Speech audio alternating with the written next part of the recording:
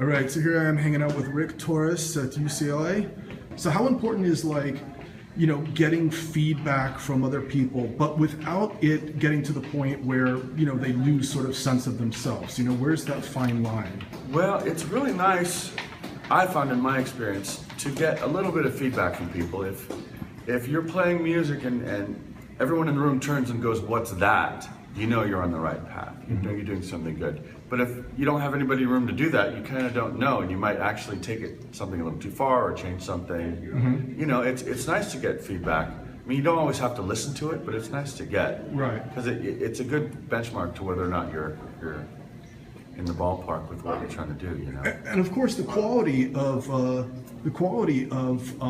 actually the feedback is important too. I mean, obviously, meeting with a professional like you that can give constructive criticism is important. Yeah, so. just saying something isn't good or I don't like that doesn't really do much. If you have good criticism from someone who can take an active listen to it and say exactly precisely what you could do to improve the problem that they're hearing, that is actually very beneficial. Now, how about the artists out there that say, you know what, I don't care what people think, I just want to do my art, and if my art is good and people like it, then cool. Otherwise, that kind of attitude. I love those guys. Well, that's cool. Yeah, and what do you have to say to them? I say that's great.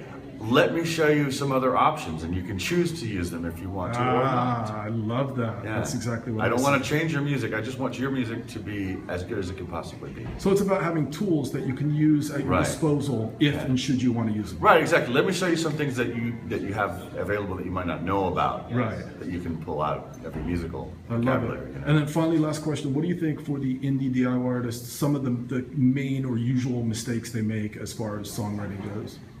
Anything in particular that stands out? Oh yeah, more often than not, I have people that write amazing verses and can't write a chorus. Right, interesting. And that's usually what happens. I get people that write verse after verse after verse after verse, and they're wonderful and they tell great stories.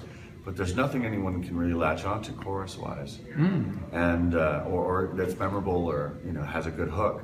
Right. I think you should. After you've done that writing, when you do that exhaustive writing, you really get it all out. I think you should go back and work on form a little bit more. Would you recommend songwriting books, songwriting camps, songwriting teachers? Yeah, any tools that you have in your arsenal are always good to have. Okay, all right, good deal. And do you have a website where they can get a hold of you or sure. Some information? RickTorres.com? SmartSetMusic.com. Okay, cool. Yeah. All right, then awesome, bro. Thanks for talking with us. Cool, thank you. All right, man.